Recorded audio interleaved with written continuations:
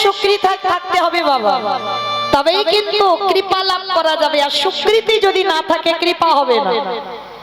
এই সুকৃতির কথা বলতে গিয়ে বাবা মনে পড়ে গেল গ্রন্থের রাজা, সবথেকে গ্রন্থের রাজা হচ্ছে শ্রীমদ্ ভাগবত। আর এই শ্রীমদ্ ভাগবত গ্রন্থ যিনি রচনা করেছিলেন বাবা ব্যাসদেব, তিনিও কিন্তু পারেননি ভগবানের লীলা 7টি খণ্ডে সমাপ্ত করে দিতে। তো বাবা একদিন এই ব্যাসদেবের মনেও অহংকার জন্মেছিল, না ভগবানের যত যত লীলা আছে বাবা 7টা খণ্ডে শেষ করে দেবে, ভগবানের কোনো লীলা বাকি রাখবে না। এই কথা ভেবে ব্যাসদেব গিয়েছে বাবা স্নান করতে। আর সাগরে নদীর ঘাটে গিয়ে যেই না স্নান করতে নেমেছে, আর হঠাৎ গিয়ে দেখে না বাবা ওই সাগরের পাশে একটা বিশাল বড় বটবৃক্ষ, আর ওই বট গাছের ডালে একটা ছোট চড়ুই পাখি বসে আছে। তা ব্যাসদেব গিয়ে লক্ষ্য করলো বাবা ওই চড়ুই পাখিটা একবার করে ওই বট গাছের ডাল থেকে উড়ে এসে সরুজ নদীর জলে ঝাঁপ দিয়েছে, আর আরেকবার করে ওই জল থেকে উঠে আবার বট গাছের ডালে বসছে। ভালো করে শুনবেন বাবা কথাটা। তা পাখিটা যেই না একবার করে জলে পড়ে আর একবার করে ডালে বসে, তা ব্যাসদেব স্নান করতে করতে ভাবলো আরে পাখিটা হলো কি, মনে হচ্ছে শরীরে কোনো জ্বালা যন্ত্রণা ব্যাধি হয়েছে। আর জ্বালা যন্ত্রণা যদি না হবে পাখিটা একবার করে জলে পড়ে কেন, আর পাখিটা একবার করে ওই ডালে গিয়ে উড়ে বসে কেন? একবার পাখিটাকে প্রশ্ন করে দেখি পাখিটার কি হয়েছে। তো ব্যাসদেব গিয়ে পাখিটার কাছে করজোড় করে বলছে, চড়ুই ও চড়ুই, অনেকক্ষণ ধরে আমি লক্ষ্য করছি তুই একবার করে ওই জলে পড়ছিস আর একবার করে ডালে গিয়ে বসছিস, আরে তোর কি শরীরে কোনো জ্বালা যন্ত্রণা ব্যাধি হচ্ছে আমায় বল। তা পাখিটা একটু মুচকি হেসে বলছে, ব্যাসদেব আমার শরীরে কোনো জ্বালা যন্ত্রণা ব্যাধি হয়নি, তাহলে তুই একবার করে জলে পড়ছিস আর একবার করে ডালে বসছিস কেন? বলে আমি সিদ্ধান্ত নিয়েছি আজকে এই যে আমার ছোট্ট চঞ্চু দেখছো মাইরা, চঞ্চু মানে কি গো? চঞ্চু মানে ঠোঁট। পাখিটা বলছে আমার এই যে ছোট্ট চঞ্চুটা দেখছো, এই চঞ্চুতে করে আমি জলটাকে তুলে ওই বট গাছের পাতাতে রেখে সরুজ নদীর জলটাকে আমি একেবারে শুকনো করে দেব। আর যেই না বলেছে শুকনো করে দেব, তো ব্যাসদেব বাবা অট্টহাসি করে খিলখিল করে হেসে উঠেছে। আরে বোকা পাখি, আমাইরা চড়ুই পাখি দেখেছো একেবারে ছোট্ট পাখি, তাই তো? ওই দেখবেন ওই ঘরের দেওয়ালে টেওয়ালে উড়ে উড়ে বেড়ায় ছোট ছোট চড়ুই পাখি। তার চড়ুই পাখিটার কথা শুনে ব্যাসদেব হেসে বলে উঠলো, আরে পাগল, তোর তো চেহারা ওইটুকু আর তোর ওই ঠোঁটটা এতটুকু একটা ঠোঁট। আবার লক্ষ্য করে দেখ জলটা তুলে মা বট গাছের পাতায় জলটা রাখছে আর পাতা দিয়ে গড়িয়ে আবার নদীর জলে পড়ে যাচ্ছে। তা ব্যাসদেব খিলখিল করে হেসে উঠেছে, শোন শুধু আজকের কেন, তুই যদি এইভাবে কোটি কোটি জন্ম ধরে এই নদীর জল তোলার চেষ্টা করিস, কোনোদিন তুই নদীর জলটাকে শুকাতে পারবি না। কথাটা শুনে ব্যাসদেবের কথা শ্রবণ করে চড়ুই পাখিটা বলছে, বাবা বাবা বাবা, আমি একটা পাখি বলে তুমি আমাকে তাচ্ছিল্য মনে করছো, কিন্তু ব্যাসদেব আমি একটা পাখি হয়ে এই নদীর জল শুকাতে পারবো না। কিন্তু ভালো করে ভেবে দেখো, তুমি এই নদীর ঘাটে আসবার আগে তুমি তো মনে মনে ভেবে এলে ভগবানের অনন্ত কোটি নাম 7টি খণ্ডে সমাপ্ত করব। তাহলে তুমি যদি মনে করতে পারো ভগবানের লীলা তুমি শেষ করে দেবে, তাহলে আমি একটা পাখি হয়ে কেন ভাববো না যে আমার চঞ্চুতে করে জল তুলে নদীটাকে একেবারে শুকনো করে দেব। ব্যাসদেব কথাটা শুনে বাবা সঙ্গে সঙ্গে চমকে উঠেছে, সত্যি তো ও পাখি হয়ে যদি বাবা একটা নদীর জল শুকাতে পারে না, এটা আমার অবিশ্বাস্য। তাহলে আমি একটা সাধারণ মানুষ হয়ে আমার ভগবানের অনন্ত কোটি নাম মানে পাপ ফেললেই ভগবান একটা লীলা সৃষ্টি করবে, সেই ভগবানের লীলা আমি ব্যাসদেব 7টি খণ্ডে সমাপ্ত করব কি করে? চৈতন্য হলো ব্যাসদেবে। তা তবে বাবা পাখিটা তো পাখি নয়, পাখিটা ছিল দেবর্ষি নারদ। ব্যাসদেবের গুরুদেব নারদ মুনি পাখি রূপ ধারণ করে ব্যাসদেবকে চৈতন্য দিল। ব্যাসদেব যার ইচ্ছাতে জগতে চলে, যে মনে করলে পৃথিবীটাকে এক সেকেন্ডে লয় প্রলয় করতে পারে, সেই ভগবানের অনন্ত কোটি নাম চতুর্মুখী ব্রহ্মা চারটে বদনে শেষ করতে পারলো না। আর ব্যাসদেব তুমি আমার শিষ্য হয়ে তুমি ভাবলে কি করে সাতটি খণ্ডে সমাপ্ত করে দেব? আচ্ছা একটা কথা মা আপনাদের প্রশ্ন করি, বলেন তো ভগবানকে আমাদের তো চিনতে হবে, জানতে হবে। বাবা সবাই তো ভগবান নয়, সবাই কি ভগবান? আমরা যে দেব দেবী ভজনা করি এগুলো দেব দেবী, এরা কিন্তু ভগবান নয়, ভগবান একটাই। এতে চাংশুকলা পুংস কৃষ্ণস্তু ভগবান স্বয়ং ঈশ্বর পরম কৃষ্ণ সচ্চিদানন্দ বিগ্রহ অনাদির আদি গোবিন্দ সর্বকারণের কারণ। একলি ঈশ্বর কৃষ্ণ আর সব ভৃত্য, যারে জয়ছে না চায় তারে তৈছে করে নিত্য। আমাইরা ভৃত্য মানে কি গো? চাকর। ভৃত্য মানে চাকর। তবে আপনাদের আমাদের নয়, আমার ভগবান। ভগবান বলছে আমি একা দায়িত্ব নিতে পারবো না, ওই জন্য ভগবান একটু ভাগাভাগি করে দিয়েছে, কিন্তু মূল গাছের গোড়া হচ্ছে আমার ভগবান। তাহলে ভগবান যে আসবে কি করে আমি বুঝবো কোনটা ভগবান? কি মাইরা একটা ইঙ্গিত তো লাগবে কে ভগবান, চিনব কি করে? আর যার জন্য অদ্বৈত আচার্য যিনি হচ্ছেন পরম বৈষ্ণব বাবা ভোলানাথ, আর ভোলানাথ যদি কাউকে প্রণাম করে বাবা গ্রহণ করা যাবে? সচিমার বলে 8টা মেয়ে হলো, আর একটা একটা মেয়েকে অষ্টাঙ্গে সচিমার ঘরে এসে দণ্ডবত প্রণাম। আর যেই না প্রণাম করি বাবা সচিমার কোলে একটা একটা করে মেয়ে মরে যায়। বড় ছেলেকেও করলো, 16 বছর বয়সে বাবা সন্ন্যাসী হলো। আর দশম গর্ভে যখন নিমাই এলো তাকে 5 বছর পর্যন্ত প্রণাম করতে পারে, 5 বছর। আর নিমাইয়ের বয়স যখন 5, অদ্বৈত আচার্যের বয়স ছিল বাবা 57। মানে কত বড় লোক, কত বয়স্ক লোক দেখেন। তার 57 বছরের বুড়ো মনে মনে ভাবছে সচিমাকে, মা তুমি আজকে রাখলে কি হবে, আমি তো প্রণাম করবই করব। আর আমি প্রণাম না করলে এখন বুঝতে পারবো না কে ভগবান, কারণ 8টা মেয়েকে প্রণাম করেছে সে ভগবান নয়, বড় ছেলেকে প্রণাম করে দেখে নিলাম ভগবান নয়, এবার নিমাই বাকি আছে। অদ্বৈত আচার্য ঘরে বসে বসে কাঁদছে, প্রভু তুমি যদি ভগবান হও তাহলে তুমি ঘর থেকে একবার আমার কাছে এসো। কেমন ভক্ত আর কেমন ভগবান দেখো, যার ডাকে বৈকুণ্ঠের আসন নড়েছিল সেও আজকে জগতে এসে কাঁদছে। 5 বছর তখন নিমাইয়ের বয়স। এইবার যখনই অদ্বৈত কাঁদছে সুরধনী গঙ্গার তীরে, মা কি করত? প্রত্যেকদিন নিমাই এত দুষ্টুমি করত। আর বাবা নিমাই তো ছোটবেলা থেকে ভক্ত নয়, যারা গ্রন্থ পড়বেন দেখবেন ছোটবেলা থেকে নিমাই নাস্তিক ছিল। সাধু বৈষ্ণব সম্মান করতো না, বৈষ্ণবরা গেলে বাবা পিছন থেকে কাঁচা ধরে খুলে দিত।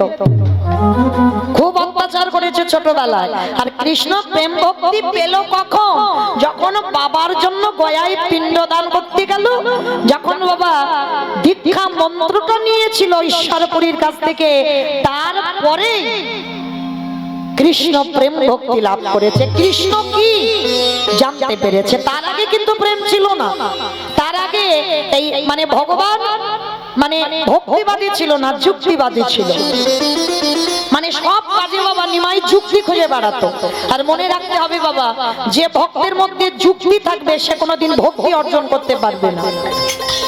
মানে কোন বিষয়ের মধ্যে যুক্তি খুঁজবে, এটা কেন হলো, কি জন্য হলো, হবে কেন, এইটা যদি কোনো ভক্তের মধ্যে থাকে বাবা কৃষ্ণ প্রেম ভক্তি পাবে না, কারণ যুক্তি থাকলে ভক্তি থাকবে না। যার জন্য তো নিমাই 24 বছর বয়সে সব ছেড়ে চলে গেল। কেন?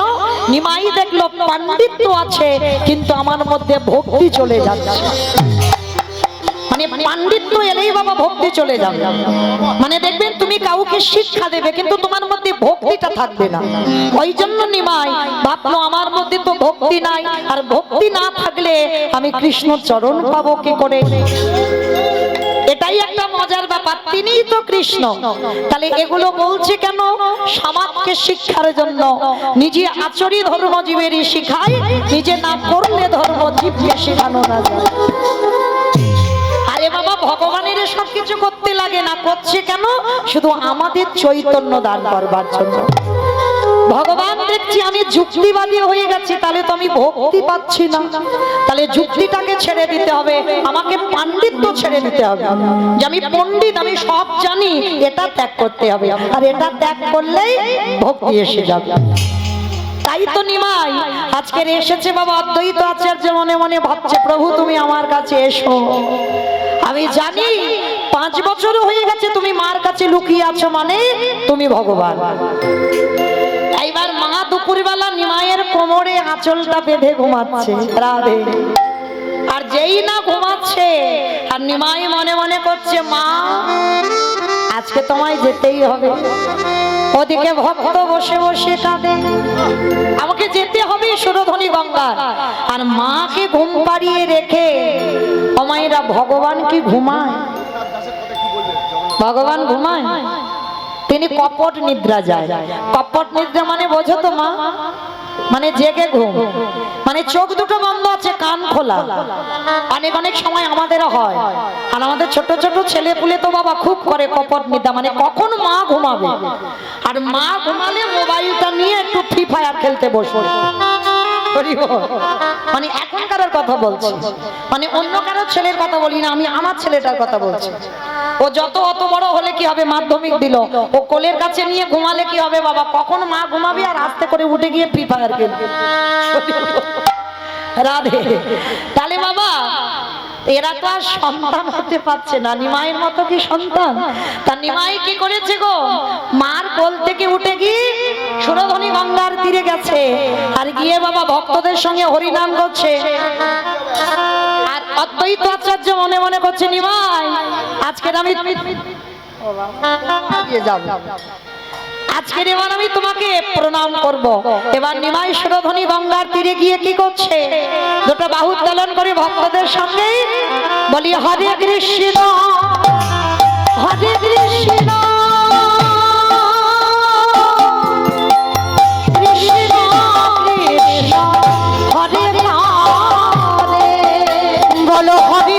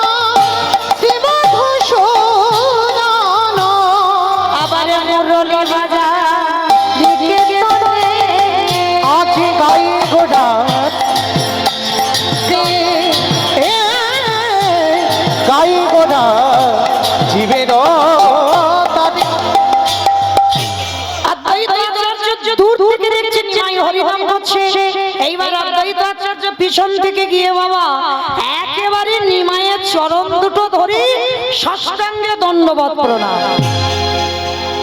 আর যেই না প্রণাম করা সঙ্গে সঙ্গে 5 বছরের নিমাই কি করলো জানো, একেবারে ডান চরণটা তুলে অদ্বৈত আচার্য মাথার উপরে দিল। কে গো মায়েরা, 8টা মেয়ে মরে গেল, বড় ছেলে চলে গেল, যার প্রণাম সহ্য করতে পারলো না, আর ছোট ছেলেটা একেবারে পাটা তুলে দিয়েছে অদ্বৈতের মাথায়। আর জানতে বাকি থাকে বাবা কে ভগবান। আর যেই না পাটা তুলে দিল পরম বৈষ্ণব ভোলানাথের মাথা, চরণ দুটো জড়িয়ে ধরে বললেন, হে দয়ামা, তোমার চরণে আমার একটাই নিবেদন, সেই যদি দেখা দিলে, এত দেরি করলে কেন? আমি 12 বছরে কাঁদলাম, শুধু 12 বছরে না, তারপরে জগতে এসে 5 বছর হয়ে গেল, আমি 57 বছরের বুড়ো মানুষ, সেই যদি কৃপা করে ধরা দিলে, তাহলে এত দেরি করে তুমি দিলে কেন? তোমার চরণে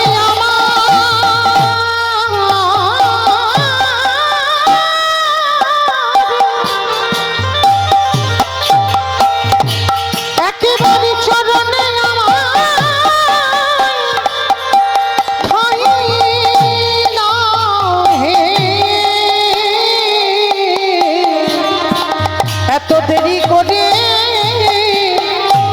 ধরা দিলে কেন? প্রভু বললেন, আমি দেরি করি না, যেদিন ভক্তির ডাক সঠিক হয়ে যায়, সেদিনে তো আমার কেউ ধরে রাখতে পারে না। এতদিন তুমি আমায় ধরায় ডেকেছ বটে, তোমার ডাক সঠিক হয় না, আজ যখন সঠিক ডাক দিলে, আমি কি আর তোমাকে ছেড়ে দূরে থাকতে পারি? তাই তো তোমার কাছে এসে আমি যে ভক্ত তোমার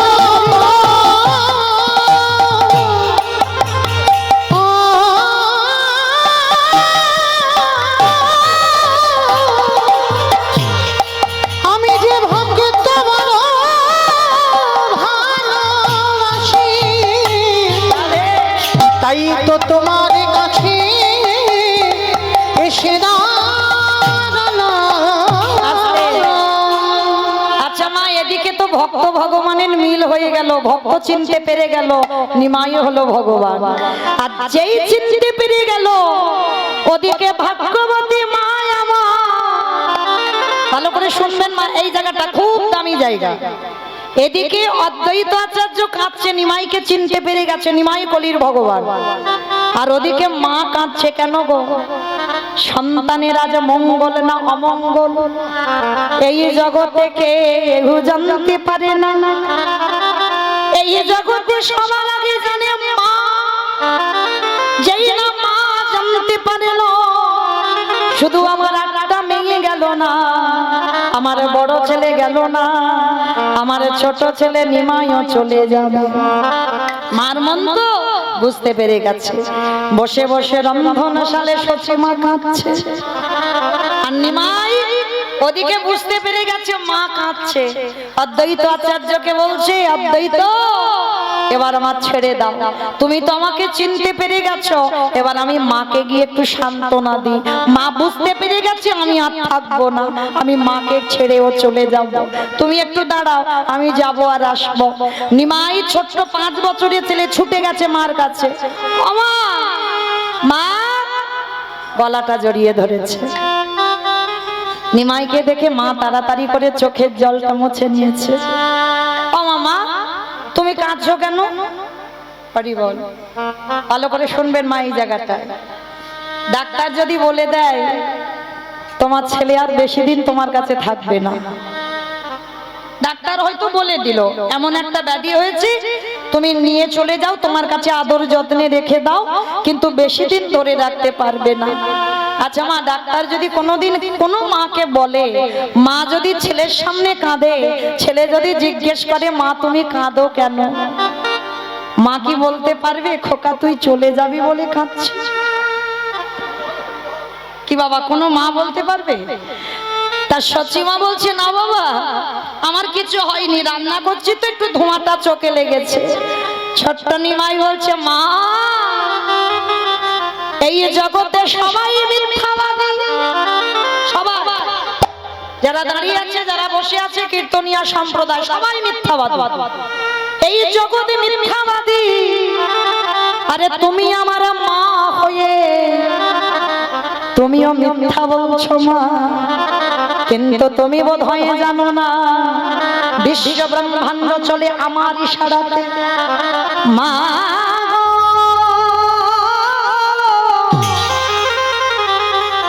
তুমি ভেবে দেখলে না, জানলে না, সবই যদি আমার ইচ্ছাতে হয়, সব যদি আমার নখ দর্পণে হয়, তোমার কাঁদার কারণ কি আমি ভালো করে জানি। এইবার মা শক্ত করে নিমাইকে ধরেছে। নিমাই, আমার কাঁদার কারণ যে কি সেটা যদি তুই জানিস কই বল দেখি। বলে মা গো, আমি যদি কাঁদার কারণ বলি তুমি মা হয়ে সইতে পারবে না। নিমাই, 8টা দিদি মরেছে সইতে পারলাম, তোর বড় দাদা চলে গেছে সইতে পারলাম, তোর বাবা চলে গেল সইতে পারলাম, আর তোর একটা কথা সইতে পারবো না। নিমাই রে, কেঁদে কেঁদে হৃদয়ে পাশানি হয়েছে, আর আমি কাঁদতে ভয় পাই না। আমার প্রতিটা জনমে জনমে কাঁদিতে হয়, তাহলে আরেকটু নয় বেশি কাঁদলাম। বল বাবা, আজকে আমি তোর কাছে জানবো আমার কাঁদার কারণ কি। মা, তবে শোনো বলি, তুমি কাঁদছো, তুমি জেনে গেছো তোমার এই নিমাই যেদিনে 24 বছর বয়স হবে, তোমাকে কাঁদিয়ে, সারা নদিয়াকে কাঁদিয়ে, তার পরিবারকে কাঁদিয়ে, এই জগতের কল্যাণের জন্য, সংসারে যখন অভাবে অনটনে দেখা দেয়, বাবা যেমন ভিক্ষার ঝোলা কাঁধে নিয়ে দাঁড়ে দাঁড়ে ভিক্ষা করে, এই কলির জীব হলো আমার সন্তান সম, তাদেরকে চেতনা দেওয়ার জন্য, এই কলির জগতের সন্তানের জন্য মা গো, আমি 24 বছরে সন্ন্যাসী হব। এই কলির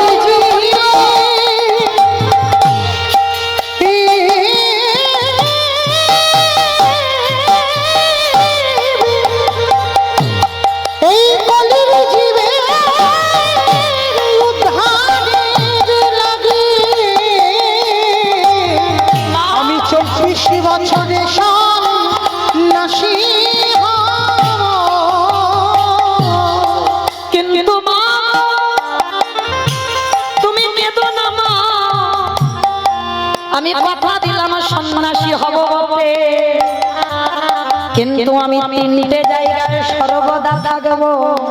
কোথায়? রাঘবের আলয়ে, ওগো নিত্যানন্দ নরতনে, আরে সচি মায়ের রন্ধনশালে। ও মায়েরা, সবাইকে বলে যায় রন্ধনশালায় যখন ভগবানের জন্য রন্ধন করবে, একবার সচি মাতাকে স্মরণ করো। কেন জানো? যদি সচি মায়ের মনোভাব নিয়ে রন্ধন করো, ওই রন্ধনশালায় আমার নিমাই দাঁড়ায়, কারণ মার কাছে প্রতিজ্ঞাবদ্ধ, মা গো, আমি 3টে জায়গায় কোনোদিন ছাড়বো না। রাঘবের আলয়ে, নিত্যানন্দ নরতনে, সচি মায়ের রন্ধনশালে। আরো একটা জায়গায় পরে বলল, সেটা কি? শ্রীবাসের অঙ্গনে। হরি বল। শ্রীবাস সবাই হতে পারবে, শ্রী মানে সুন্দর, বাস মানে ঘর। এই ঘর যারা সুন্দর হবে, সেই ঘরে আমার ভগবান সর্বদা ভক্তদের সঙ্গে নিয়ে ওই নদিয়ার মাটিতে যেমন কীর্তন করত, সেইভাবে শ্রীবাস অঙ্গনে কীর্তন করে। যার যেমন ভাব তার তেমনই না। যদি তোমার হৃদয়ে প্রেম ভক্তি থাকে, তুমি হৃদয়ে মাঝে যুগলে দেখতে পাবে।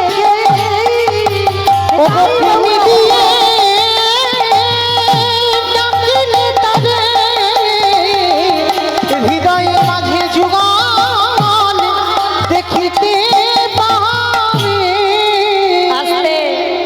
সচিমাকে বলল, মা তাহলে বুঝতে পেরেছে তো? কিন্তু নিমাইকে প্রশ্ন করলো, নিমাই রে একেবারে ভালো করে আমাকে এই প্রশ্নের উত্তর দিবি। আমি জগতে অন্য কারোর মা নয়, তোর মা হয়ে আমার প্রতিটা জনমে জনমে কেন আমার কাঁদতে হলো? ভগবান আমার হেসে উঠেছে। ও মায়েরা, ভগবানের মা জিজ্ঞেস করছে, নিমাই প্রত্যেকটা জনমে জনমে আমার কাঁদতে হচ্ছে কেন? নিমাই হেসে বলল, মা আমি ভগবান হয়ে আমি নিজে নিজেকে ছেড়ে দিই না। কি গো, ভাগবত বলছে 125 বছর বয়সে ভগবানের দেহ ত্যাগ করতে হলো জরাবাধের তীরে। ভাগবত বলছে, আমি বলছি না। রামচন্দ্রকে সরুজর নদীর জলে ডুব দিতে হলো, প্রাণ ত্যাগ করতে হলো। আর মা চৈতন্য মহাপ্রভুকে 48 বছর বয়সে দেহ সম্বরণ করতে হলো। তাহলে প্রতিটা যুগের দিকে তাকিয়ে দেখেন, ভগবান নিজে নিজেকে ছাড়েন। আর আপনারা আমরা তো তুচ্ছ বাবা, ছেড়ে দেবে মনে করেছো? ভগবান বলে আমার বিচার একেবারে সূক্ষ্মাতি সূক্ষ্ম বিচার বাবা। মানে দাড়ি পাল্লাতে যদি কম হয়, আমার ভগবানের বিচার কম বেশি হবে। মানে একেবারে সূক্ষ্মাতি সূক্ষ্ম বিচার করবে বাবা। কাকে কতটা সুখ দিলে ঠিক হবে আর কাকে কতটা দুঃখ দিলে ঠিক হবে, ওটা আমার ভগবানের ভাবনা। এইটা মনে রাখবে মা। আর যেন জীবনে কোনোদিন ভুল করে কারোর উপর দোষ চাপিও না, অমুক জনের জন্য আমার জীবনটা বরবাদ। মনে রাখতে হবে বাবা, তুমি হয়তো ঋণ করে রেখেছিলে, হরি বল, তাই তো আজকে তোমার এই দুর্দশা হলো। কাঁদালে কাঁদিতে হয়, এ কথাটা মিথ্যা নয়। ভগবান মাকে বোঝাতে গিয়ে বলল, মা গো কেন ভুলে যাচ্ছ? তুমি যদি কাউকে না কাঁদাবে, তাহলে তুমি আমার মা হয়ে কাঁদবে কেন? নিমাই, আমি কাঁদিয়েছি এরকম তোর মনে হয়? বলে, মা এ যুগে মনে হচ্ছে তুমি খুব ভালো কাজ করছো, কিন্তু কোনো না কোনো যুগে এমন কাজ করেছো যার জন্য তোমার জীবনে এত কষ্ট। মানে মা একটু আধটু ব্যাপার নয়, কোলে 8টা মেয়ে মরেছে, বড় ছেলে চলে গেল, ছোট ছেলে চলে গেল, স্বামী হারা। তাহলে মায়ের অবস্থাটা দেখো, কত অপরাধী হলে তবে আজকের এই দুর্দশা হয়। ভগবান তো ভয় পায় না বাবা সত্য কথা বলতে, ভগবান সর্বদা সত্য বলে। তা বলছে, শোনো মা, তুমি কেন ভয় পাচ্ছ? তোমার মনে পড়ে যেদিন আমি রামচন্দ্র ছিলাম? ভালো করে শুনবেন মা, রঘুপতি রামচন্দ্র যেদিন ছিল, রামের মা কৌশল্যা আর ভরতের মা কইকেয়ী মা। রাম বনে যাবে, আর রাম বনে যাবার জন্য বাবা কইকেয়ী মা স্বামীর কাছ থেকে কায়দা করে 2টো বর চেয়েছিল। এটা আমরা সবাই জানি, এটা কারোর এখানে অজানা নেই বাবা, সবাই জানি। কিন্তু এই যে বাবা 14 বছর বনে পাঠালো কেন? 13 বছর হতে পারতো, 12 বছর হতে পারতো, 10 বছর হতে পারতো, 15 হতে পারতো, 14 হবে কেন? এই জায়গাটাই তো ভাবতে হবে। সবটাই মনে রাখবে বাবা, তলিয়ে ভাবার নাম তত্ত্ব। কীর্তন হচ্ছে নারকেল, খসাটা ছাড়াবে, নারকেল পাবে? ও বাবা, ভিতরে আরো বেশি শক্ত, সেটাকে ছাড়াও, তারপরে নারকেলটাকে টেনে বের করো, যদি সেবা করতে পারো তবে স্বাদটা পাবে। কীর্তন জিনিসটা ওই রকম। দেখো 14 বছর বলেছিল কেন জানো? তখন সূর্য বংশে কোনো সন্তান সন্ততি ছিল না। ওই দশরথের একটা অভিশাপ দেওয়া ছিল বাবা সূর্য বংশে, যদি কোনো সন্তান 25 বছরের আগে রাজা হয়, তাকে বাবা অপঘাতে মৃত্যু হবে, তার প্রাণ চলে যাবে যদি 25 বছরের আগে রাজ সিংহাসনে বসে। কইকেয়ী মার কিন্তু শুধু কথাটা মনে ছিল বাবা, আর কারণ মনে ছিল না। পরে তো দশরথ পুত্রেষ্টি যজ্ঞ করে রাম লক্ষ্মণ ভরত শত্রুঘ্নকে পেল, আর যখনই পেয়েছিল ছেলের আনন্দে বাবা ভুলে গেছে, ছেলে পেয়েছে না, আনন্দে ভুলে গেছে সে অভিশাপের কথা। কিন্তু একজন মার মনে ছিল, আমার কইকেয়ী মা।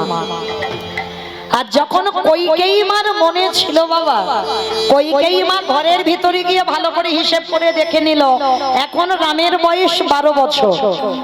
আচ্ছা বাবা, এখন 12 বছর বয়স, তাহলে হিসাব করে দেখে নিল 14 বছর যদি বনে থাকে তাহলে 12 আর 14তে কত হবে? 27। 27। মামা কত হবে? 26। অভিশাপটা ছিল কি 25-এর আগে রাজা হলে 26 হয়ে গেল। তা কইকেয়ী মা মনে মনে ভাবছে তখন যদি রাম ফিরে এসে রাজ সিংহাসন পায় তখন তো আমার রামের মৃত্যু হবে না। ভালো করে ভেবে দেখেন সৎ মা, তখন কি ভরতের বয়স আরো বেশি ছিল? ছিল না তো। তাহলে কেমন মা দেখো, মনে মনে ভাবলো যদি মরতে হয় আমার ভরত মরুক, ও আমার ছেলে, কিন্তু আমার রাম যেন ভালো থাকে। এই কথাটা কেউ জানলো না, শুধুমাত্র তোমার রাম জেনেছিল। তিনি তো ভগবান, তিনি সবটাই জানতো। আর ঘটনাটা কেউ জানলো না, এত বড় ঘটনাটা যখন জানলো না, যার জন্য তো বাবা রাম যখন ফিরে এলো 14 বছর পরে যখন অযোধ্যায় ফিরলো, সবার প্রথমে এসে বলেছিল, ডাক দিয়েছিল দরজায়, মা। তাহলে মা বলে ডাকলে বাবা কে আসবে? নিজের মা তো আসবে। কৌশল্যা, কৌশল্যা ছুটে এসেছে, খোকা আমি এই তো না মা, তোমায় ডাকি। সুমিত্রা মা এসেছে, খোকা আমি এই তো তোর মা, আমি তোমায় ডাকি। তাহলে কাকে ডাকছিস বাবা? বলে আমার কইকেয়ী মা কোথায়? যে মা তোকে 14 বছর বনে কাটাতে বললো, যে মা তোকে এত জ্বালা দিল, যন্ত্রণা দিল, কষ্ট দিল, ব্যথা দিল, বেদনা দিল, আর আজকে এসে তুই সেই মাকে খুঁজছিস। রাম তো তখনও বলতে পারিনি যে কেন কইকেয়ী মাকে খুঁজছে। কইকেয়ী মা হলো ভজনের পথে এগিয়ে দেওয়ার মা। কারণ রামচন্দ্র 14টা বছর সন্ন্যাস ধর্ম পালন করেছিল, একটা দিন অন্ন সেবা করেনি। সন্ন্যাস এমনি নয়, খুব কঠিন বাবা সন্ন্যাস। রামচন্দ্রের চরিত্র যারা শুনবেন, এই যত জগতে ছবি আছে দেখবেন রামচন্দ্রকে গেরুয়া বসন পরে থাকতে দেখা যায়।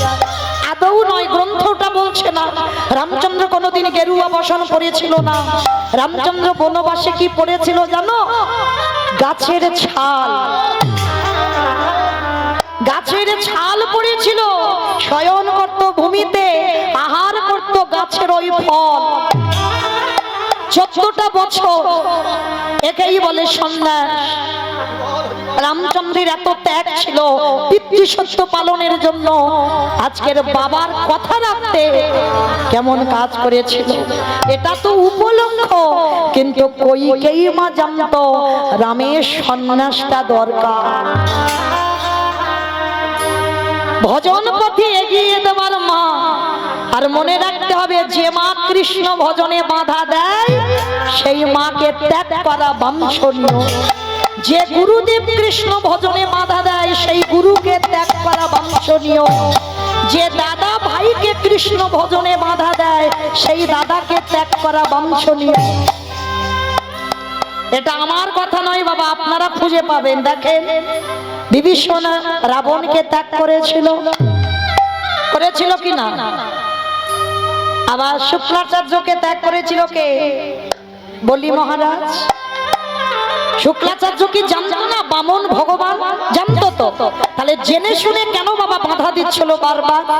যখন জানতে পেরেছিল তখনই তো বলি রাজা বলেছিল, যে গুরুদেব জেনে শুনে কৃষ্ণ চরণে পাঠাতে চাই না সে গুরুদেবকে ত্যাগ করে দেওয়া ভালো। নিতাই গৌর হরি বল, হরি বল, হরি বল।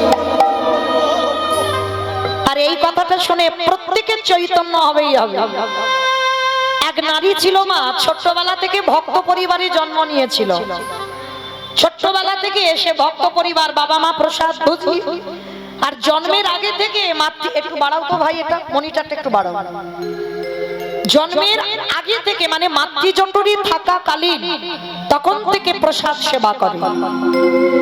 আর মনে রাখতে হবে বাবা যে সন্তান জন্ম থেকেই বাবা প্রসাদ, এই প্রসাদের কিন্তু একটা গুণ আছে বাবা, যে মানে যে না মানে সেটা তার ব্যক্তিগত ব্যাপার, কিন্তু প্রসাদের একটা গুণ থাকবেই বাবা। দেখবেন যে বাড়িতে প্রসাদ হয় তার বাড়ির ধারে কাছে গিয়ে দেখবেন বাবা সে সুবাসটা একটু আলাদা, আর যে বাড়িতে মাছ মাংস খাওয়া হয় দেখবেন সে বাড়ির ধারে কাছে গেলে তার সুবাস একটা আলাদা। তা এই ছোট্ট মেয়েটা যার নাম ছিল বাবা আদর করে মা দিয়েছিল শক্তুবাই, এই মেয়েটার নাম ছিল শক্তু, আদর করে বাবা মা শক্তু শক্তু বলে ডাকতো। তা মেয়েটা ছোটবেলা থেকে বাবা একেবারে ধর্মপরায়ণ, কারণ যেহেতু মাতৃজঠর থেকে বাবা তৈরি হয়ে এসেছে, আর জন্মাবার পর থেকে বাবা মা হাতে ধরে শিখিয়েছে কি করে কৃষ্ণ ভজন করতে হয়, কি করে সাধুগুরু বৈষ্ণব সেবা করতে হয়, কি করে গুরুজনদের সম্মান করতে হয়। কারণ মনে রাখতে হবে বাবা, মানুষের মতো দেখতে হলে তো তাকে মানুষ বলবে না, বলবে কি? দেখবেন পশু পাখির সন্তান তারা কিন্তু জন্ম নিয়ে বাবা পশুত্ব অর্জন করে আসে, কিন্তু কোন মানুষের সন্তান জন্ম নেওয়ার সঙ্গে সঙ্গে কিন্তু মনুষ্যত্ব অর্জন করে না।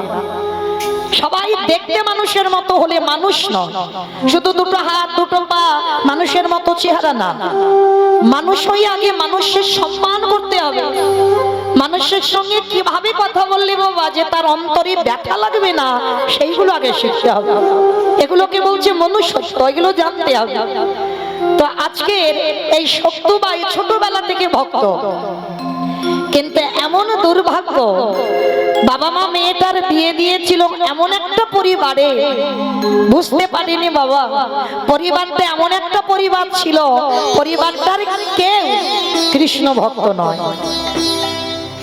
মানে খাওয়া দাওয়া তো অন্যরকম হবে যারা কৃষ্ণ ভক্ত নয়, যারা কৃষ্ণ বিশ্বাস করে না। মাছ মাংস সর্বদাই ঘরে থাকে, কোনোদিন নিরামিষ আহার হয় না বাড়িতে। আর মেয়েটা জন্ম থেকে বাবা প্রসাদ সেবা করে গেছে, কিছুতেই বাবা মেয়েটা ওই শ্বশুর ঘরে গিয়ে অনেক কষ্ট হচ্ছে, কিন্তু কোনোদিন বাপের বাড়িতে জানায়নি, কোনোদিন শাশুড়ির কাছেও কোনো আদেশও জানায়নি, স্বামীকেও সেবা করে, সবাইকে ভক্তি করে। কিন্তু বাবা শক্তুর শাশুড়ি এমন ছিল, সে তো শাশুড়ি নয় বাবা, শাশুড়িয়ে দেবে। আর মনে রাখতে হবে বাবা শাশুড়ি মা হবে না, আর বৌমা কন্যা হবে না, এটা হতে পারে না। তবে হয় না বলা ভুল, মা হয়, কোন কোন পরিবারে হয়, যদি ঠিক ঠিক বাবা মানিয়ে নেওয়ার ক্ষমতাটা থাকে। তা এই শক্তু মেয়েটা এমন একটা নারী ছিল, জন্মসূত্রে বাবা ভক্ত সঙ্গ করে করে বাবা মা যে ঘরে বিয়ে দিল ভক্ত পরিবার নয়, কিন্তু ছোটবেলা থেকে যে ভক্ত পরিবারে মানুষ মানিয়ে নিতে শিখেছে। কিন্তু এমনই আদেশ দেওয়া ছিল কোনদিন বাড়ি থেকে শক্তুকে কোথাও যাওয়া যাবে না, মানে এমন টাইটে রেখেছিল বাবা। কোথাও ভাগবত হলে, কোথাও কীর্তন হলে, এই যে আপনারা ছুটে চলে এসেছেন, এই অনুমতি ওই শক্ত শাশুড়িরা দিত না, কোথাও যাবার অধিকার ছিল না। স্বামী যদি নিয়ে যায় তো যাবে, আর স্বামী তো ভক্ত নয় বাবা, হরিবাসরে যাবে না, ভাগবত আসরে যাবে না, কোনোদিন কোথাও যাবে না, মানে ভক্ত সঙ্গ করবে না। আর এর জন্য বাবা প্রতিদিন ওই শক্তবাই বসে বসে কাঁদে, কাউকে কিছু বলতে পারে না। দয়াময় সংসারে যদি আমায় দিলে, এমন আমার একটা পরিবারে দিলে যারা তোমায় ভালোবাসে না, কিন্তু তুমি তো জানো আমি ছোটবেলা থেকে তোমার চরণ ছাড়া আমি তো আর কিছু জানি না, বলো না দয়াময়। তবে আমাকে যে ঘরে দিয়েছো তুমি শক্তি দাও, আমি যেন মানিয়ে নিতে পারি। রাতের অন্ধকারে লোকালয়ে কাঁদতে পারি না, শাশুড়ি মারধর করবে। আর এমন শাশুড়ি কাজ দিয়েছে মা, সকাল থেকে রাত্রিতে ঘুমাতে যাওয়া পর্যন্ত কাজ আর ফুরায় না। বাসন মাজা, জামা কাপড় ধোয়া, রান্না করা, ঘর মোছা, সমস্ত কাজ ওই শক্তু মাকে করতে হয়। তো একদিন শক্তিমা বাসন মাজছে, আর বাসন মাজতে মাজতে হঠাৎ বাবা কয়েকজন বৈষ্ণবের দল তারা ওই রাস্তা দিয়ে খোল করতাল নিয়ে হরিনাম করতে করতে যাচ্ছে, আর বলে বলে যাচ্ছে, শোনো শোনো শোনো, এই গ্রামে আমাদের এক সপ্তাহ ভাগবত পাঠ হবে, যদি কেউ আমাদের ভাগবতে যোগ দিতে চাও তো সবাই আসতে পারো। তো বলতে বলতে বৈষ্ণবরা যাচ্ছে, আর শক্তিমা তাড়াতাড়ি করে বাসনটা রেখে, বাইরে তো বেরোনোর অধিকার নেই, তাড়াতাড়ি করে বাসনটা রেখে জানালা দিয়ে দেখছে বাবা সাধুগুরু বৈষ্ণব যাচ্ছে। আর ছোটবেলা থেকে তো শক্ত বাবা বৈষ্ণব সঙ্গ করেছে, জানালা দিয়ে দেখে কাঁদছে আর বলছে, গিরিধর এমন ঘরে তুমি আমায় পাঠালে, কতদিন হয়ে গেল আমি সাধুগুরু বৈষ্ণব চরণ দর্শন করিনি, কতদিন হয়ে গেল আমি ভক্ত সঙ্গ করিনি, কতদিন হয়ে গেল আমি ভাগবত কীর্তন কোনোটাই আমি শুনতে পাই না। বসে বসে কাঁদছে, তা সত্য মনে মনে ভাবছে আজকের আমার শাশুড়ি মাকে বলবো, যেহেতু গ্রামে ভাগবত হচ্ছে, মাকে বলবো, মা একটু সন্ধ্যাবেলায় ভাগবত হচ্ছে, আমি একটু যাব, দেখি যদি অনুমতি দেয় তাহলে আমি যাব। তাড়াতাড়ি করে শক্তিমা কি করেছে বাবা, সমস্ত কাজকর্ম আগে সেরে নিয়েছে, আর সমস্ত কাজকর্ম বাসন মাজা, ওই জামা কাপড় ধোয়া, ঘর দাবা মোছা সবকিছু করে নিয়েছে, রান্নাও সন্ধে সন্ধে করে নিয়েছে। করে নিয়ে শাশুড়ি মার কাছে গিয়ে করজোর করে বলছে, মা একটা কথা বলবো। কি কথা? ওই যে বললাম ও তো শাশুড়ি নয়, শাশুড়িয়ে দেয়। যেই না শক্তিমা হাত জোড়ো করে বলছে, শাশুড়ি বলছে, কি কথা? মা বলছিলাম কি, ওই পাশের গ্রামেতে একটা ভাগবত হচ্ছে, ও মামা আমি সকাল থেকে সব কাজ সেরে রেখেছি, ও মা আমার একটু অনুমতি দাও না, আজকের আমি একটু ভাগবত শুনতে যাব।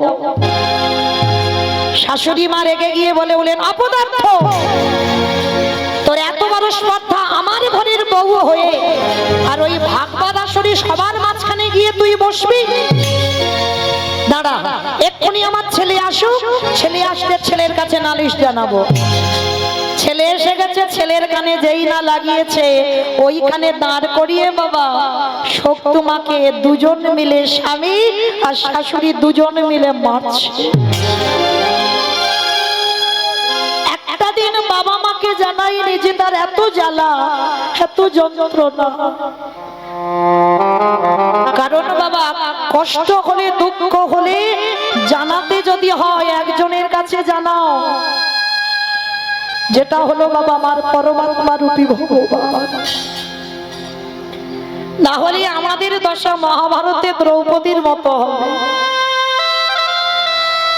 দ্রৌপদী বিবস্ত্রণ করতে পারতো কি? পারতো না। তো প্রথমেই যদি সখা কৃষ্ণকে ডাকতো, তাহলে কোনোদিন একটা নারীকে কুরুসভার মাঝে অসম্মানিত হতে হতো না। কিন্তু ওই যে বাবা ডাকতে দেরি হলো, ওটাই আমাদের হয়ে যায় বাবা। কারণ জীবনে দুঃখ কষ্ট হবে তো বাবা সবার কাছে আগে বলে দিলাম, কিন্তু যাকে আগে জানালে কাজ হবে তার চরণে জানাতে আমরা ভুলে যাই। কিন্তু শক্তিমা এমনই একজন ছিল, যত আঘাত ব্যথা বেদনা মারধর করতো তো সবটাই তার গিরিধরের কাছে জানাতো। তাই এত মারা মেরেছে, ভাগবত আসরে তো যেতে দেওয়া দূরের কথা, শাশুড়ি স্বামী দুজন মিলে মারধর করলো। শক্তিমার কিছু বললো না, রাত্রিবেলা আর খাইনি বাবা। ওদিকে ভাগবত পাঠ শুরু হয়ে গেছে, আওয়াজ আসছে মায়ের কানে। ঘরের কোণে বসে বসে কাঁদে আর বলে, গিরিধর আমি তো তোমায় ভালোবেসেছি, আমি শাশুড়ি মার কাছে গেলাম, আমার অনুমতি দিল না। বলো না দয়াময়, আমি তো অন্য কিছু চাইনি, আমি একটু তোমার গুণ কীর্তন শুনতে চেয়েছি। তার জন্য আমার এত বাধা, তার জন্য তুমি আমার ওগো গিরিধর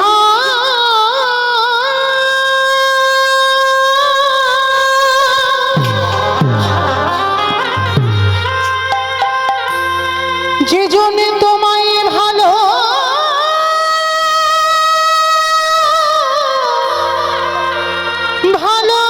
ভালোবাসে,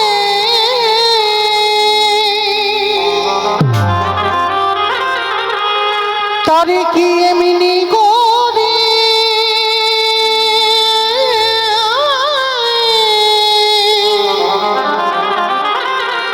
কাঁদিতে হয় গো। ভক্ত যদি আকুল প্রাণে কাঁদে গো, আমার ভগবান কি থাকতে পারে? ভগবান বললেন সাধিতে সাধিতে যদি কৃষ্ণ কৃপা করে, হে জন্মে না হয় জন্ম জন্মান্তরে। ভগবান বললেন কর্ম করে যা ফলের আশা করিস না। আর ভগবান তো এক জায়গায় দুর্বল হয়ে যায় বাবা, ভক্তের চোখের জল। যেই না সত্যমা বসে বসে কাঁদছে, আর আমার গিরিধর থাকতে পারে? আমার গিরিধর শাশুড়ি মার রূপটা ধারণ করেছে, আর শাশুড়ি মার রূপটা ধারণ করে ওই গিরিধরে এসে দাদা এসে শক্ত মায়ের পেছনে দাঁড়িয়ে বললেন বৌমা। ঝমঝে উঠেছে, কে কে আমায় এমন করে বৌমা বলে ডাকলো? পিছনে তাকিয়ে দেখে না শাশুড়ি মা। তাড়াতাড়ি করে শক্তমা চোখের জলটা মুছে নিয়েছে। যদি আবার সকালবেলার মতো মাঠে, তাড়াতাড়ি করে চোখে সব সময় তো ভয়ে ভয়ে থাকে। শাশুড়ি মা এসে বলছে মা, মাথায় হাত দিয়ে বলছে কি রে, সকালবেলা মেরেছি বলে ব্যথা লেগেছে? ওটা শাশুড়ি নয়, আমার ভগবান শাশুড়ি মার রূপ ধরে এসেছে। ব্যথা লেগেছে, যা ওদিকে ভাগবত শুরু হয়ে গেছে তো, আমি ছেলে এলে সামনে নেব, যা কান্নাকাটি করিস না, চলে যা। আর শোন, দেরি করিস না। শক্তমা তো অবাক হয়ে তাকিয়ে আছে শাশুড়ির মুখের দিকে। যে মা আমাকে একটু ভালোবাসে না, যে মামা এত কাঁদায়, এত মারধর করে, সারাদিন শুধু কাজ করায়, সেই মার কি হলো হঠাৎ? কারণ হঠাৎ এসে বলছে আমি ভাগবত শুনতে যাব, এটা কি করে সম্ভব? শাশুড়ি মা বলছে এই মেয়ে, কখন থেকে বলছি তুই শুনতে পাচ্ছিস না, তাড়াতাড়ি যা। আরে হ্যাঁ শোন শোন, আর আসবার সময় যখন ভাগবত সেরে আসবি, আমার জন্য একটু প্রসাদী আনবি। এই কথা যেই না বলল, শক্ত ভাই আমার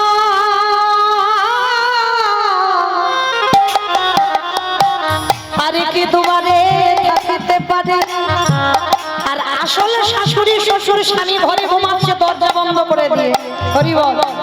আরে ভগবানে যেই না শাশুড়ি হয়ে অনুমতি দিল, সপ্তমা দরজা খুলে সন্ধ্যাবেলায় ছুটে ছুটে ভাগবত আসরে গিয়ে ওই ভাগবত আসরে বসে সাধু সঙ্গ ভক্ত সঙ্গ ভাগবত পাঠ শ্রবণ করে সারা রাত ভাগবত শ্রবণ করে ওই ভক্তদের সঙ্গে নেচে গিয়ে ঘরে কেমন ভাবিব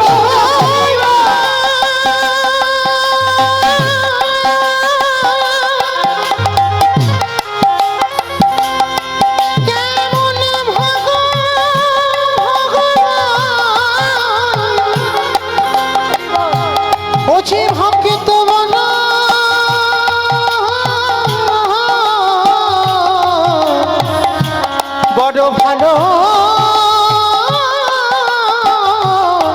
ভালোবাসে।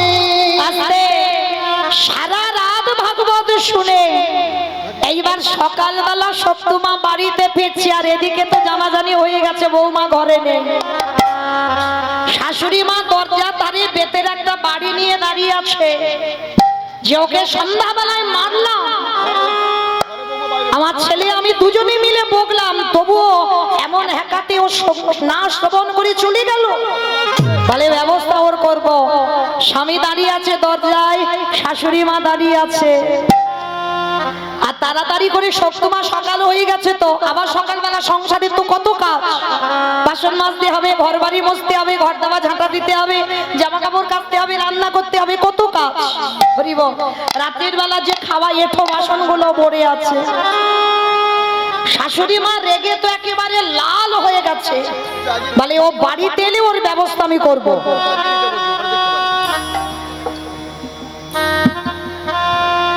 আর যেই না বলেছে বাড়িতে আসুক, আর এদিকে সত্যমা বাড়িতে ঢুকছে, আর ও তো জানি না বাবা এ যে কি গন্ডগোল হয়েছে। ও তো সোজা সরল মেয়ে গো। আর প্রসাদীটা এনে শাশুড়ি মা তো বসে আছে চেয়ারে, তা মা কি করেছে, তাড়াতাড়ি সত্যমা এসে বলছে, মা ও মা, আজ সারা রাত আমি খুব নেচেছি, খুব গেয়েছি, জানো কত ভক্তদের সঙ্গে আনন্দ করলাম, ভাগবত পাঠ শুনলাম। ও মামা, তুমি বলেছিলে প্রসাদী আনবে, নাও তোমার জন্য আমি প্রসাদী এনেছি। শাশুড়ি মা তো রেগে মাথা জ্বলছে আগুনের মতো। তোর কে অনুমতি দিয়েছে? তোকে সকালবেলা আমি মানলাম, বকলাম, তবু তুই আমার আদেশ ছাড়া তুই ঘরে পা বের করেছিস। মা, এটা আপনি কি বলছেন?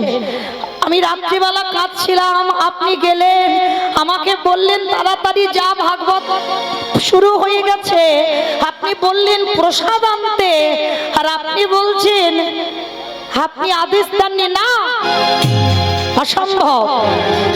আমি ঘরেতে ঘুমাচ্ছিলাম আর তুই চলে গেছিস আমার আদেশ না নিয়ে। না মা, বিশ্বাস করো, তোমার আদেশ ছাড়া আমি কোনোদিন কোথাও যাইনি, আজকেরও তোমার আদেশ ছাড়া আমি কোথাও পা তুলিনি। তবে রে, তার মানে তুই বলতে চাচ্ছিস আমি মিথ্যাবাদী? বেতের বাড়িটা ছিল, আবার সকালবেলা সত্যমাকে বেতটা ঘাট, দূর হয়ে যা, বেরিয়ে যা, গিরিধার।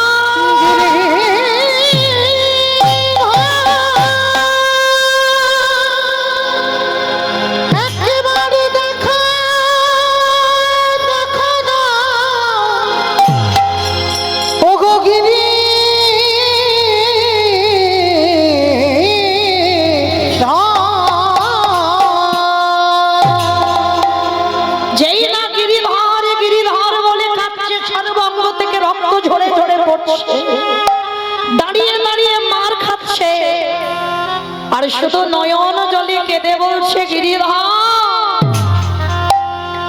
তুমি না বললে কি হবে?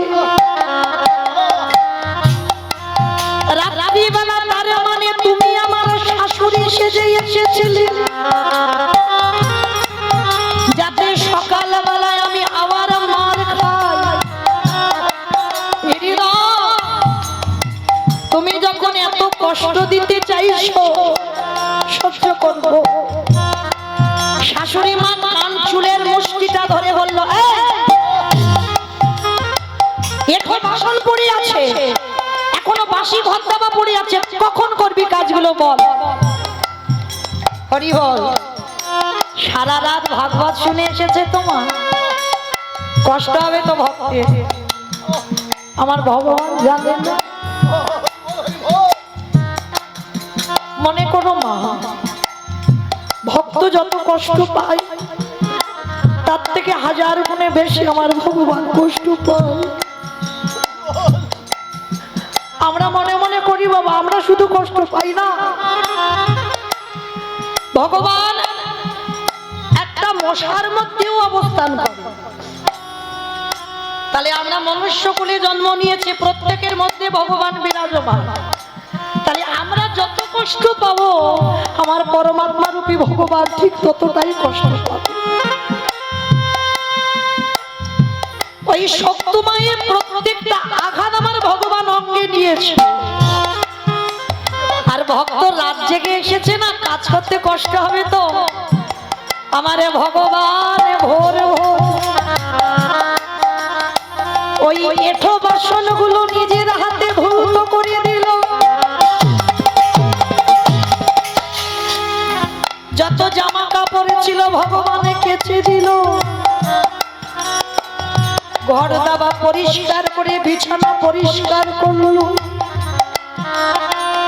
সেই জামা কাপড় শুকনো করে নিজে ভাঁজ করে রেখে দিল। ভক্তের জন্য ভগবান সকাল থেকে সারা দিনের যত কাজ আমারে ভগবান নিজের হাতে করলো। বুঝি ভক্ত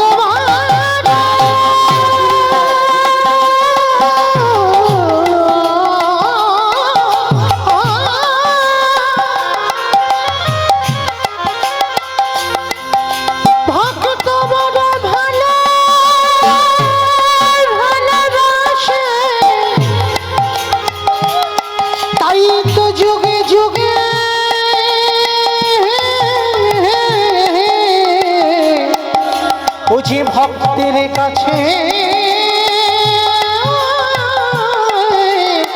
ছুটে আসে। চুলের মুষ্টিটা ধরে শাশুড়ি মা যেখানে এঁঠো বাসনগুলো ছিল নিয়ে গেল। আর গিয়ে দেখলো মাসে বাসন সব ধোয়া মোছা করে গুছানো। চমকে উঠলো শাশুড়ি মা। যেখানে বাবা বিছানা অপরিষ্কার হয়েছিল বিছানা গুছানো, জামা কাপড় কেচে সব ভাঁজ করে দেওয়া। অবাক হয়ে গেল শাশুড়ি মা। শক্ত মায়ের আর কিছু জানতে বাকি রইল না, শুধু কেঁদে কেঁদে একটাই কথা জানালো, গিরিধর তুমি যদি মনে করো আমার সংসারটাকে তো তুমি বদলে দিতে পারো। তুমি যদি মনে করো তাহলে তো তুমি আমার পরিবারটাকে কৃষ্ণ ভক্তের পরিবার করতে পারো। এরা ঘোর নাস্তিক, এরা তো তোমায় ভালোবাসে না। তাহলে সেই যখন তুমি আমাকে কৃপা করবার জন্য এই বাড়িতে এলে, তাহলে আমার শাশুড়ি আমার স্বামীকে একবার কৃপা করো না ঠাকুর। আর তোমার কাছে আমার কিছু চাওয়ার রে, আমি যতদিন বাঁচবো এই পরিবারে থেকে আমি যেন তোমার ভজন করতে পারি। এইবার ভগবান বাবা সব নয়নে তো দেখা যায় না ভগবান। দন্তসভা সব মানে সর্বস্ব, তালবের সভা সব মানে মরা। এখানে যারা আমরা আছি বসে বাবা এ তো মরে আছি, মরা চোখে কি দেখা যাবে? দেখতে তো তখন পাবে। গুরুচরণ আশ্রয় করে কুলকুণ্ডলী জাগরিত করো, তোমার আজ্ঞা চোখটা খুলতে হবে। আর আজ্ঞা চোখ খুললে দেখতে পাবে যা আছে বিশ্ব ব্রহ্মাণ্ডে তাই আছে তোমার দেহ ভাণ্ডে। যে একবার নিজেকে চিনতে পেরে যায় তাকে নবদ্বীপ, বৃন্দাবন, হরিদ্বার, দক্ষিণ ভারত, কুম্ভ মেলা কোথাও যেতে হবে না, সে ঘরে বসে রাধা গোবিন্দ যুগলে দেখতে পেয়ে যাবে। তাই গৌর হরি বল, হরি বল, হরি বল। তোমার এত প্রেম এত ভক্তি ছিল, আর যেই না কাঁদলো কিন্তু মা শাশুড়ি বলো স্বামীর বলো সে ভক্তি নেই। কিন্তু কার জন্য দেখা দিতে হবে? শক্তি মায়ের জন্য। কারণ যদি ও শাশুড়িকে দর্শন না দিই, স্বামীকে দর্শন যদি না দিই, সারা জীবন আমার ভক্তকে কষ্ট পেতে হবে। এইবার শক্তি মা যেই না কাঁদলো, আমার গিরিধরে আর কে থাকতে পারে? ওই শক্তি মার চোখের জল সইতে না পেরে আমার গিরিধর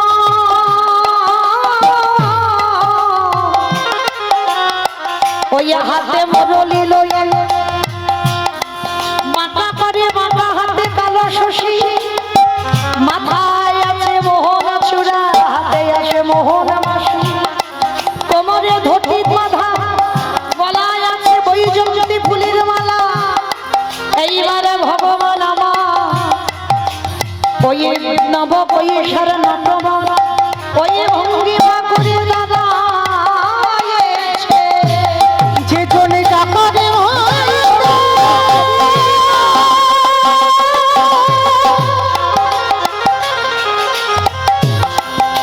টাকা রে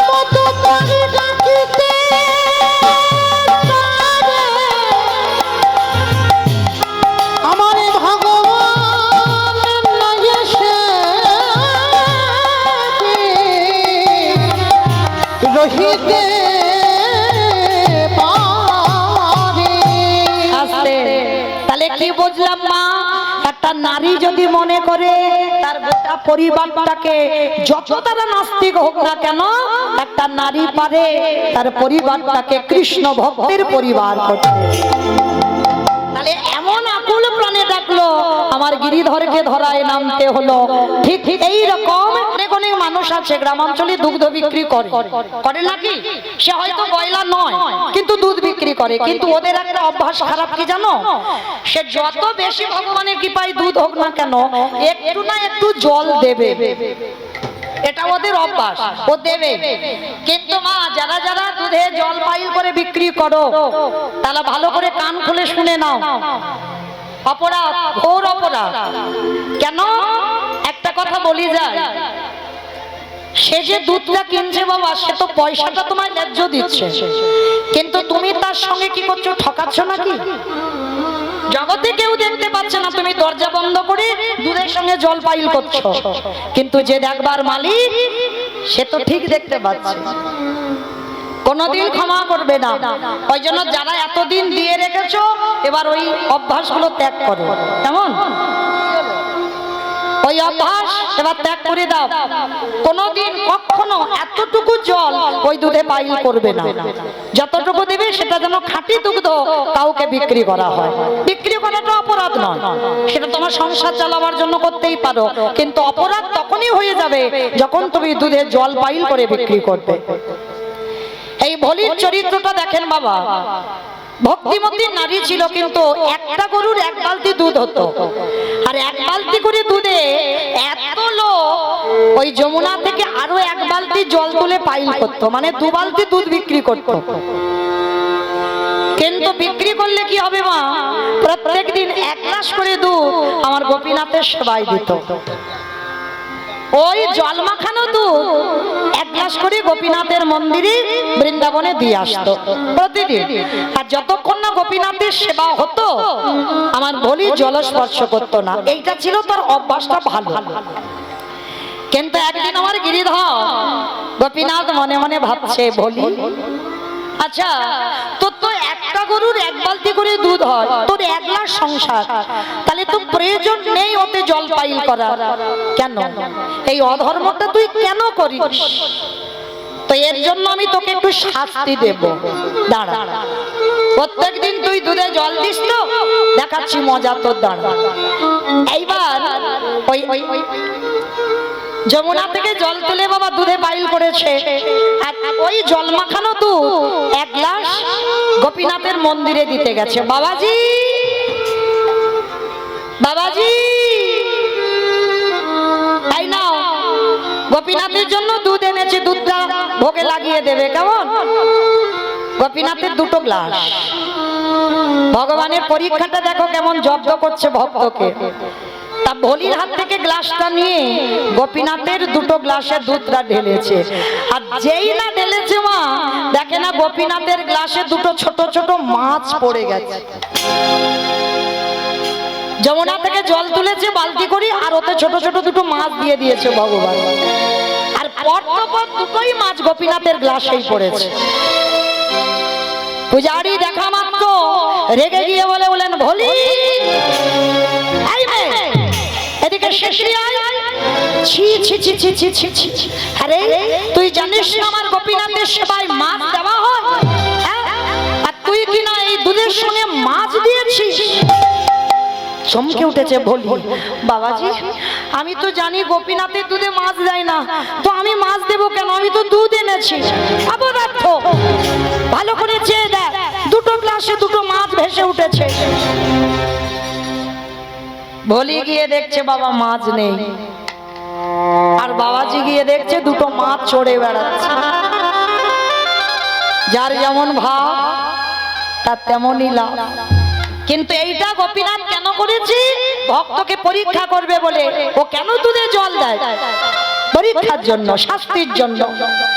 তো যেই না ভলি বলছে, বাবাজি আপনি বলছেন আমি দুধে মাছ মাখিয়েছি, কি করে? আমি তো মাছ দেখতে পাচ্ছি না। ও, তার মানে তুই এবার সমাজে আমাকে মিথ্যাবাদী বানাবি? আমি মিথ্যাবাদী? আমি নিজে চোখে দেখছি মাছ ভাসছে, তুই বলছি ভাসছে না। দেখাচ্ছি তোর। দাঁড়া, যখন চিৎকার চেঁচামেচি হচ্ছে, চারিদিক থেকে লোক ছুটে ছুটে এসেছে। বাবাজি সবাইকে ডেকে বলছে, শোনো, এই ভলির দুধ নিয়ে প্রতিদিন গোপীনাথের সেবায় লাগাতাম, আর জানো ওই মেয়েটা আজকের গোপীনাথের দুধে মাছ দিয়েছে। না না বাবাজি, না, আমি দুধে মাছ দিইনি। তাহলে আমি কি নিজের চোখে ভুল দেখছি? হ্যাঁ? বেরিয়ে যা, এক্ষুনি আমার মন্দির থেকে বেরিয়ে যাবি। আজকের পর থেকে তোর দুধ নিয়ে গোপীনাথের সেবার কাজে লাগাবো না। আজকের পর থেকে তোর দুধ গোপীনাথের সেবার কাজে লাগবে না। আর আমি তোকে আদেশ দিলাম, আজকের থেকে তুই কোনোদিন আমার এই মন্দিরে স্পর্শ করবি না।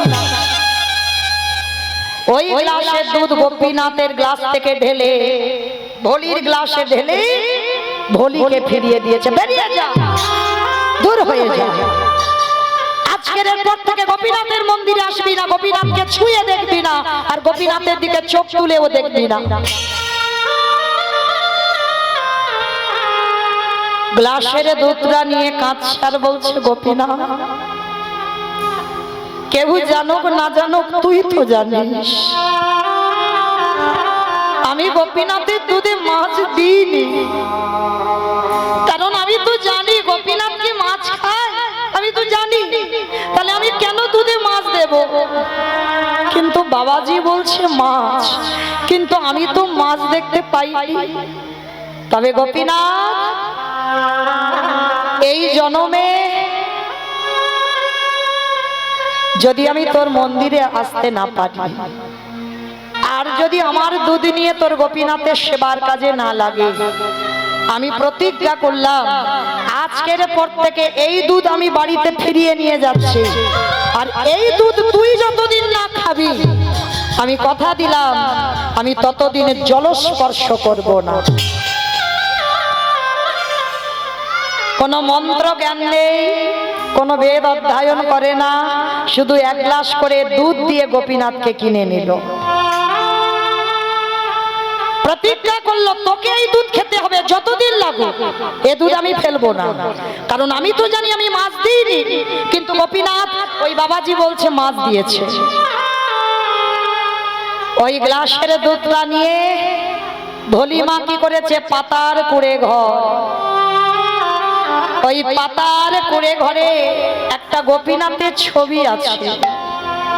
সেই ছবির সামনে রেখে কাঁদে আর বলে, গোপীনাথ, গোপীনাথ,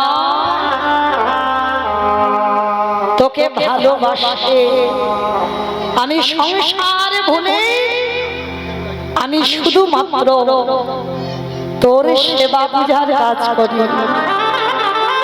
গোপীনাথ, আমি কোনোদিন আমার সুখ চাইনি, আমি চেয়েছি তুই ভালো থাকিস। ওরে গোপীনাথ,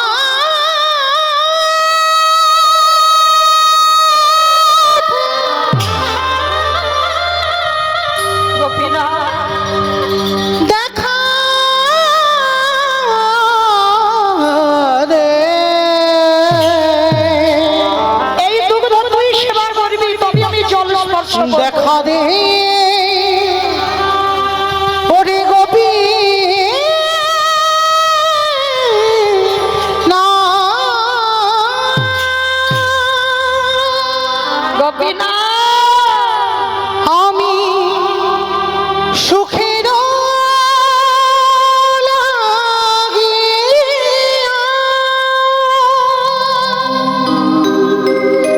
তোর মন্দিরে যাওয়া তুই কেড়ে নিলি।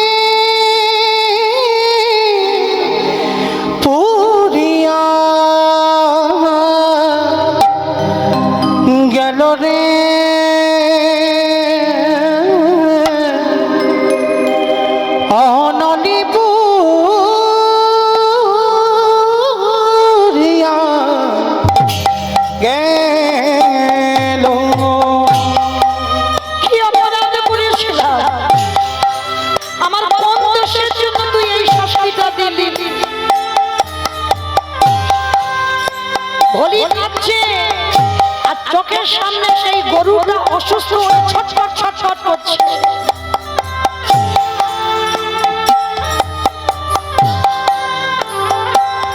আমি সাগর সেচি না, মান কলো কানো। আমি সাগর সেচি না,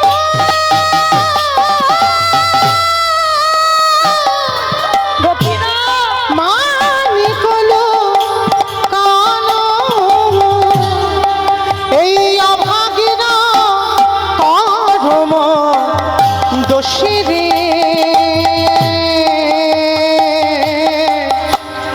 অভাগীরা করম দোষে বিধি রে।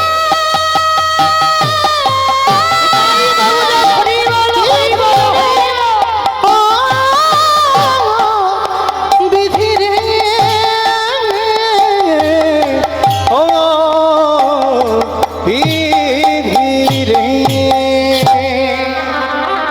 চোখের সামনে বলি দেখলো বাবা, যে গরুটার এক বালতি করে দুধ হতো সে ছটফট করতে করতে চোখের সামনে মারা গেল।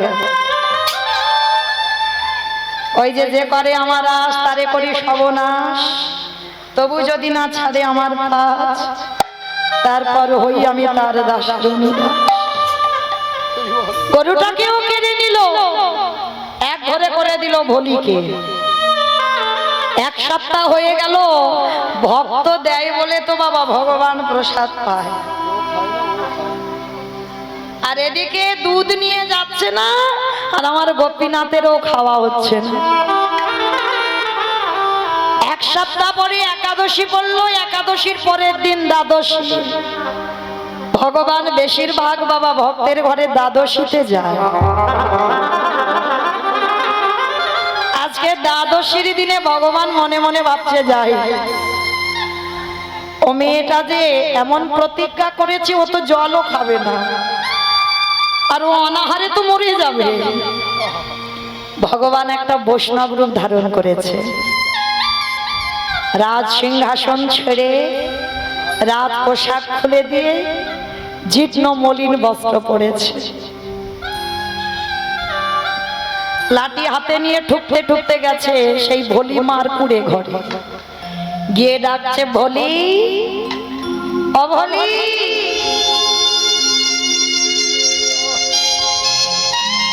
বাড়িতে আছিস মা?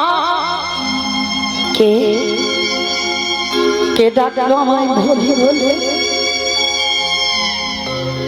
এমন হৃদয়ে জোড়ানো ডাক তো কেউ ডাকেনি গো কোনোদিন। কে ডাকলো আমার?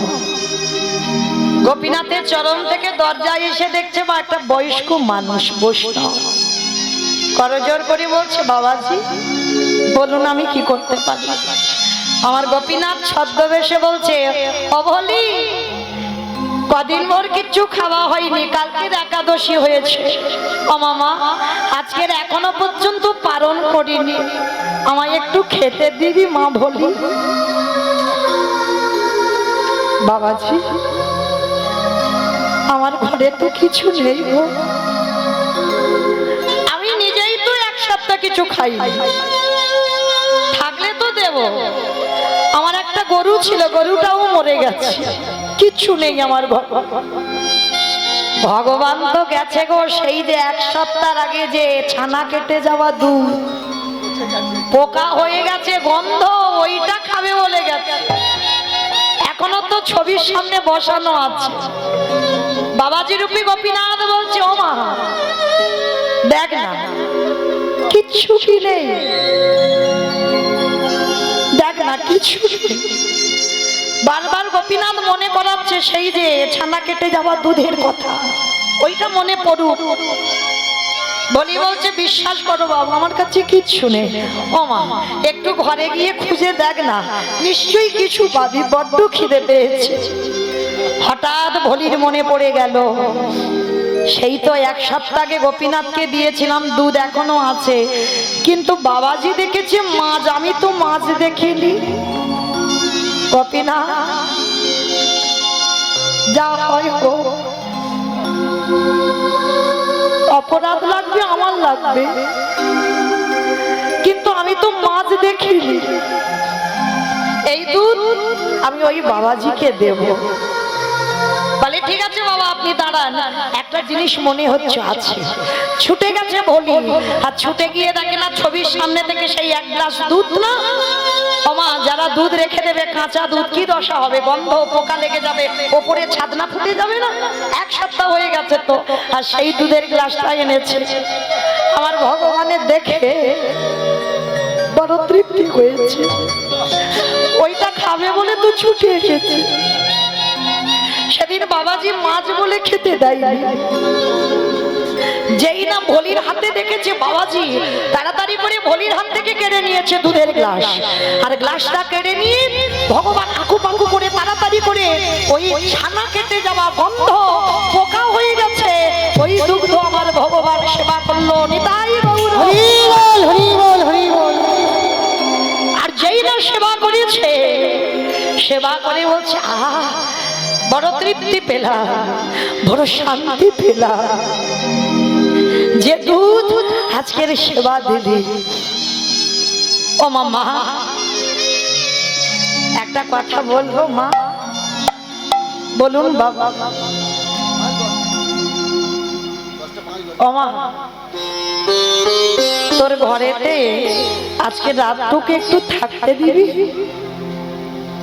ভেবে দেখেন মা, শ্বেত পাথরের মন্দির ছেড়ে ভক্তের কুড়ে ঘর, যার ঘরে কিচ্ছু নেই, না আছে একটা খাট বিছানা, কিচ্ছু নেই, না আছে একটা বাবা কাঁথা বালিশ ব্যাংকেট, কিচ্ছু নেই, সেই ঘরে থাকবে বলে গেছে। রাজপ্রাসাদ ছাদখালা মন্দির ছেড়ে আমাদের না মা একটু রাতটুকু থাকতে, বয়স্ক মানুষ, ঠান্ডার সময় খুব কষ্ট হচ্ছে, এক সপ্তাহ কিছু খাইনি তো। বাবাজি একটু দুধে জল দেওয়ার অপরাধে আমি আর মন্দিরে যেতে পারি না। আর যদি আপনাকে আমি রাত্রিবেলা থাকতে দিই, সকালবেলা আমাকে সবাই বলবে দ্বিচারিণী। আমি নারী জাতি, আমি একা থাকি তো, সমাজ আমাকে কলঙ্কিনী বলবে। ও মামা, সমাজের কথাই কি যায় আসে রে মা? আচ্ছা ঠিক আছে, তোর ভয় তো, আমি এই উঠানে থাকবো, তুই ঘরের দরজা বন্ধ করে থাকিস, একটু রাতটুকু উঠানে কাটিয়ে যাই। ভলি মনে মনে ভাবছে গোপীনাথের মন্দিরে তো যেতে পারি না, শুনেছি অতিথি সেবা নাকি ভগবানই সেবার তুল্য। গোপীনাথ, কেউ জানুক না জানুক, তুমি তো জানো, আমার হৃদয়, আমার মন সবটাই তুমি জানো। আমার কলঙ্ক রটুক আর যাই হোক, আমি এই বাবাজিকে রাত্রিটুকু আমার বাড়িতে থাকতে দেব। আর বয়স্ক মানুষ, পৌষ মাসের সময় কনকনে ঠান্ডা, বাবাজি একটা কাজ করেন, আপনি একটা দিন তো আপনি ঘরে থাকেন, আমি এই উঠানে একটা দিন কাটিয়ে দেব, খড় বিছিয়ে কাটিয়ে দেব। ঠিক আছে মা, তাই হবে। ও মায়েরা, ভগবান কি ঘুমাতে গেছে গো? ভগবান ঘুমাতে যায়,